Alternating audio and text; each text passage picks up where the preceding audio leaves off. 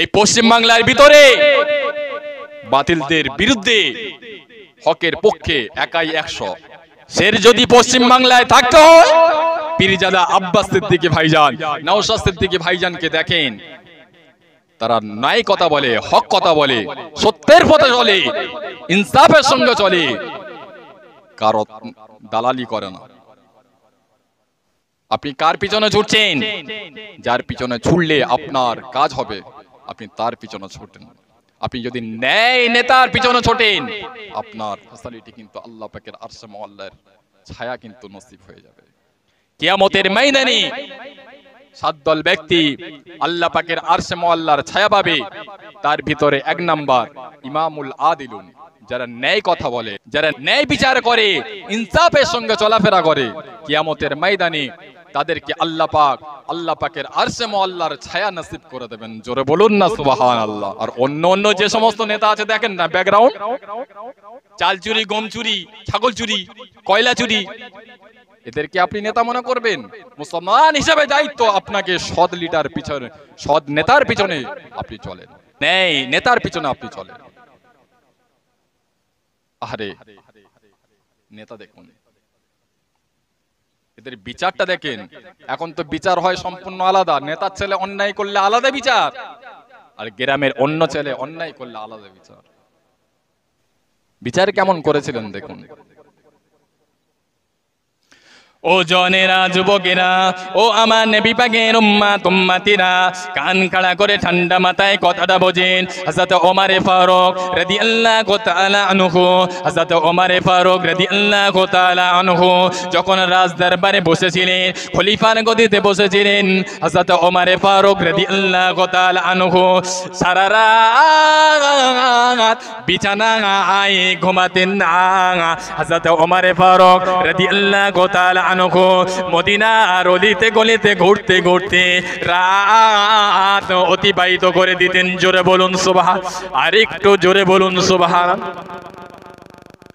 1 তারিখে হযরত ওমর ফারুক রাদিয়াল্লাহু তাআলা আনহু মদিনার অলিতে গলিতে ঘুরতে ঘুরতে হুজুরের কানে একটি আওয়াজ ভেসে ভেসে আসে। কোথা থেকে যেন কান্নার আওয়াজ হযরত ওমর ফারুক রাদিয়াল্লাহু আনহুর কানে ভেসে ভেসে আসছে। হযরত ওমর ফারুক রাদিয়াল্লাহু তাআলা আনহু সেই আওয়াজটা ধরে লক্ষ্য করে সেই দিকে ছুটতে লাগলেন।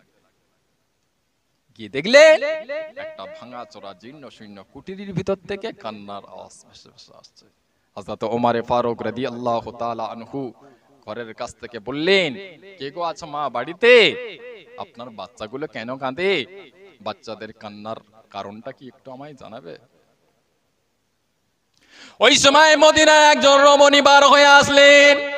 হযরত ওমর ফারুক রাদিয়াল্লাহু আনহুকে বললেন, ও মদিনার যুবক, আমার স্বামী কয়েকদিন আগে ইন্তেকাল করেছে। স্বামী আমার মারা গিয়েছে। বাড়িতে যা কিছু ছিল রান্না বান্না করে চালিয়েছি, আর বাড়িতে তেমন কোনো খাবার নাই। বাচ্চারা ক্ষুধার কাতরে কাঁদছে। আমি মা হয়ে বাচ্চাদের কিছু মতে কান্না থামাতে পারি না। তাই কি করলাম, একটা হাঁড়ি নিলাম, হাঁড়ির ভিতরে কিছু পাথর দিলাম, কিছু পানি দিলাম, উনানের উপরে চাপিয়ে দিয়ে নিচে থেকে জাল দিচ্ছি, আর পানি টকবগে বাচ্চাদের সান্ত্বনা দিচ্ছি, বাবা সবর করো, সবর করো, রান্না হয়ে গেলে খেতে যাব। হযরত ওমর ফারুক রাদিয়াল্লাহু তাআলা মদিনার রমণী জবান থেকে যখন এই কথাটা শুনলেন, হুজুর আমার অপেক্ষা না করে রাজ দরবারে চলে গেলে। রাজ দরবারে গিয়ে নিচে মাথায় করে আটার বস্তা মাথায় করে ওই গরিব অসহায় মানুষের ঘরেতে পৌঁছে দিয়েছিলেন। পৌঁছে দিয়ে বলেছিলেন, ও মা মদিনার রমণী, এখনই আটা নিয়ে রুটি করে বাচ্চাদের মুখে হাত দেন। আটা যখন ফুরিয়ে যাবে আমি ওমর আমাকে একবার খবর দেবে। আমি ওমর যেখানে যে অবস্থায় থাকি না কেন, আটার বস্তা মাথায় করে আপনাদের ঘরের দরওয়াজায় পৌঁছে দিয়ে যাব। একেই তো বলে নেতা, একেই তো বলে নেতা। বর্তমান সমাজের নেতাগুলোর হাল অবস্থা এত জঘন্য, কুত্তার চেয়েও খারাপ হয়ে গিয়েছে। যা দেয় শুধু হলারে ভর্তি করে, যা দেয় শুধু হলারে ভর্তি করে। কোথায় গরিবের মাল, কোথায় বিধবার মাল, কোথায় এতিমের মাল, ওর নামে আসছে আর নেতাগুলো খাচ্ছে। তুই যদি নেতার মতন নেতা না হোস, তোর কবরে সেকেন্ডে সেকেন্ডে আল্লাহর গজব পড়বে।